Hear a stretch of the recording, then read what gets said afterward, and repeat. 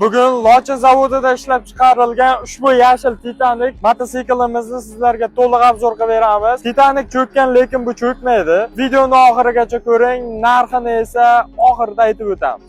Ushbu Lochin mototsiklimiz 18 ot kuchiga ega, motori 300 kubalik, yonilg'i sarfi 100 kilometrga 7,5-8 litr benzin sarflaydi. Oldi qismidagi balon 5,5 ga 13, vilkamizning diametri 63 sm ni tashkil qiladi. Bort qismiga keladigan bo'lsak, 3 metrga 1 metr 55 sm, balandligi 1 metr 20 sm. Bu mototsiklimiz 2,5 tonna yukni ko'tarishga mo'ljallangan. Mototsikl 2 mostli bo'lib, ikkala most ham yetaklovchi hisoblanadi. Orqa mostni ehtiyojingizga qarab qo'shib ayirsangiz bo'ladi. Ko'pchilik qiziqish bildirgan ushbu Lochin mototsiklimizning narxi 50 million so'm. Bortini balandligini qarang, deyarli meni bo'yim bilan bir xil.